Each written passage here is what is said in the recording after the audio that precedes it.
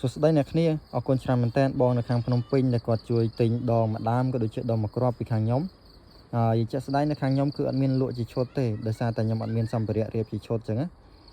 ចឹងហើយគាត់យកដងម្ដាមក៏ដូចជាដងមួយគ្រាប់ហើយខ្ញុំក៏មានខ្សែត្រេសនៅក្នុងស្តុកថែមមកគាត់ដែរ100ម៉ែត្រម្ដុំ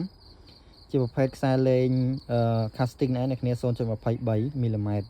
គុណ4អ្នកគ្នាដោយសារនៅក្នុងស្តុកមានតែគុណ4ទេខ្ញុំថែមមកគាត់ទៅអានេះគឺជារបស់ថែមក្រៅទេអ្នកគ្នាធម្មតាខ្ញុំអត់មានលក់ជាឈុតគឺអត់មានថែមទេប៉ុន្តែដោយសារនៅក្នុងស្តុកខ្ញុំមានក៏ថែមជូនទៅហើយអរគុណខ្លាំងមែនទែនបងនៅខាងភ្នំពេញដែលគាត់ជួយទិញដងម្ដាមក៏ដូចជាដងមួយគ្រាប់ដូចគ្នា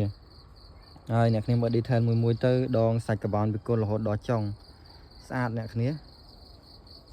នេះពីគុណរហូតមកដល់ចុងម្ដងអ្នកគ្នាហើយស្រាប់ដងនេះអ្នកគ្នានៅខ្មែរយើងសឹងតែអត់ទាន់មានអ្នកលក់ទេហាងមួយប្រហែលជាអត់ទាន់មានអ្នកលក់ទេដោយសារដងនេះទើបតែចេញដែរ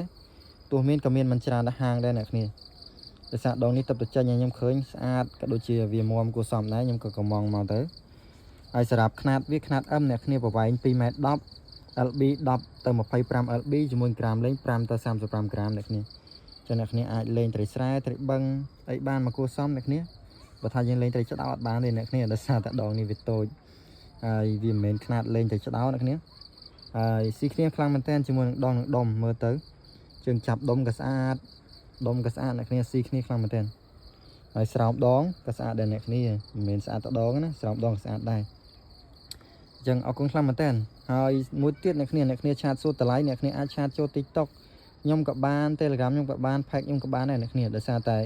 ពីច្រើន comment នៅក្នុង TikTok មិនមែនខ្ញុំអត់តបទេអ្នកគ្នាតម្លៃខ្ញុំតបឆាតតបឲ្យប៉ុន្តែវាអត់បើកចឹងវាអត់បើកឲ្យតបទេវា ban ដូច TikTok វា ban ដែលខ្ញុំ comment ជាតម្លៃឲ្យអ្នកគ្នាចឹងអ្នកគ្នាអាចជួយឆាតចូល Page ឬក៏ជួយឆាតចូល Telegram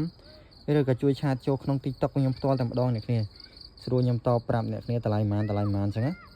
ហ្នឹងហើយអញ្ចឹងវីដេអូយើងក៏មានតែប៉ុណ្្នឹងឯងអ្នកគ្នាស្គមអ្នកគ្នាជួយគ្រប់ត្រូលហើយអរគុណច្រើនខ្លាំងមែនតើបងដែលជួយទិញខ្ញុំអរគុណបាយបាយ